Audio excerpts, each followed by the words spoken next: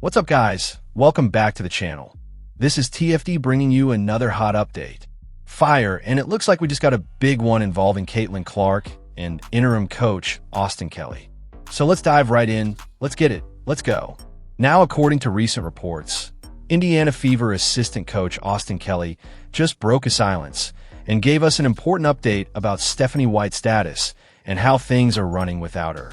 As of now, it's still unclear why Stephanie White is no longer with the team, but Kelly made it clear that his responsibilities haven't changed one bit. He's stepping in, keeping things under control, and trying to make the transition as smooth as possible for the Fever, especially with Caitlin Clark continuing to shine.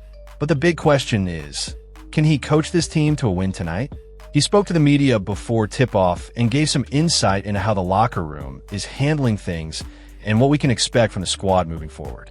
Stick around because we're breaking down everything Austin Kelly said and what this could mean for Caitlin Clark's development in the Fever season. Indiana Fever assistant coach Austin Kelly and Lexie Hull speaking to the media. And before we dive into anything else, I just want to say, let's send some real love and prayers out to head coach Stephanie White. Whatever she's going through right now, man, we got to keep her lifted up. Drop those prayer hands in the comments section for Coach Steph and her family. Real talk. Now look, let's get into this next headline because the Fever is stepping into a pretty wild matchup tonight. The Golden State Valkyries, man, they're on fire. They just lit up the Las Vegas Aces like it was nothing, and I told y'all this squad ain't to be played with. This game right here, it's gonna be a movie. Might be late night tip-off, but if you're a real one, you'll stay up, you'll tap in, and you already know I got you with the updates. So turn those notifications on and keep your eyes locked. But check this out. News just came in not too long ago, straight from Chloe Peterson of the Indy Star. She confirmed that Stephanie White will not be on the sidelines again tonight due to personal reasons.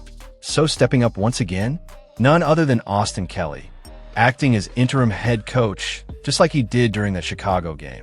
And y'all remember what happened last time he was in charge. The Fever put the absolute smackdown on the Chicago Sky.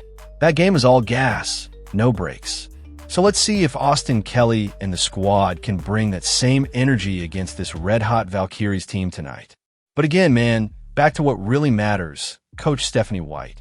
We don't know the full story yet, and it ain't our place to speculate, but she's clearly dealing with something heavy. So let's come together and lift her up. Comment section, flood it with support. Let her and the team know we got her back, no matter what. What's that transition like going from Steph to you with the team? I think it's the same, honestly. I think we're an extension of each other. The message is still the same. We talk about it in the locker room, playing for each other and getting it done on the defensive end and helping that fuel our offense. But the vibes are good. This is a great arena. They'll be ready to play coming out. I guess it's first time playing Golden State, first time playing the expansion team.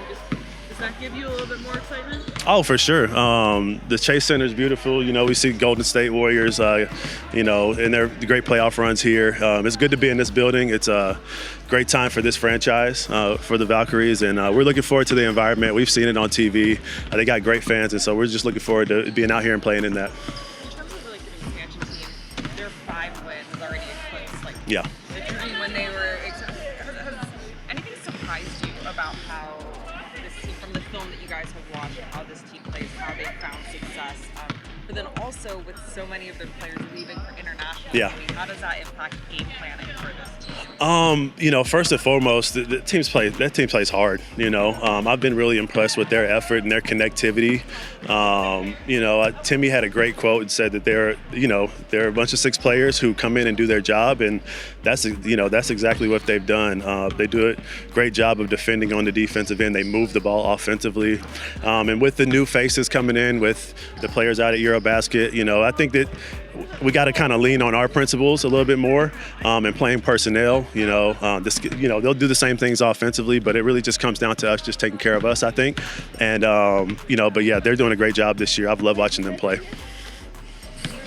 Like on the West Coast, obviously you guys have a very similar environment. Does that kind of make things easier to kind of transition into? I think so.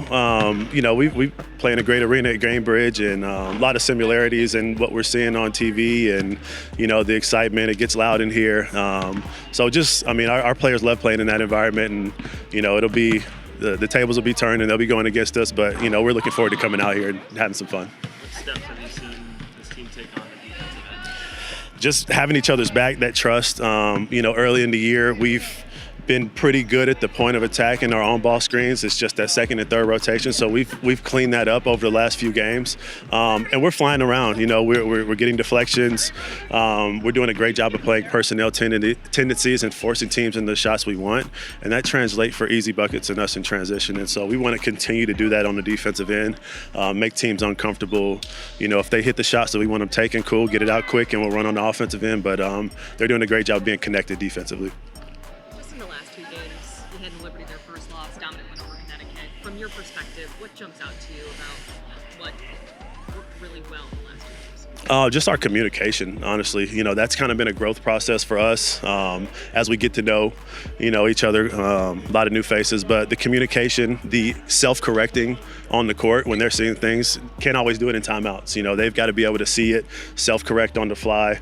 And we got a lot of great leadership, some young leadership, some veteran leadership. And so their communication and abilities to self-correct on the fly has been really good over the last couple games.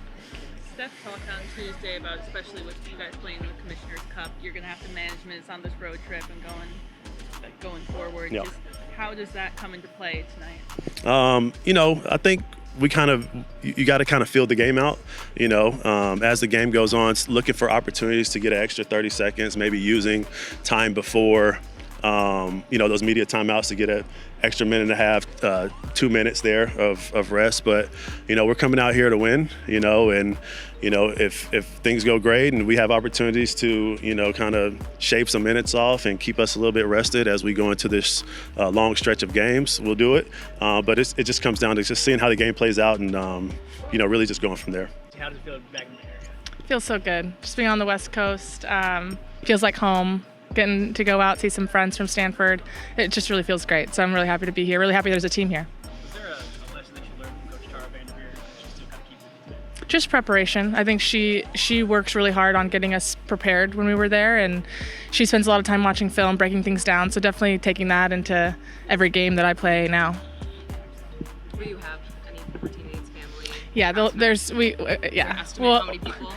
I gave tickets to 22 people, but a lot of people bought their own, so it'll be a good crowd. Thank you, Leah. What does it mean to see the W expand and see it kind of in your college town and in your hometown? It's huge. It's huge. I mean, there's definitely appetite for women's basketball across the country. So to be able to have a team here, and you see it. I mean, they're selling out games every night almost. So it's just really cool and really special to be in a place close to where I spent 4 really great years. How have you guys just handled the physicality of the last few games? Holy cow.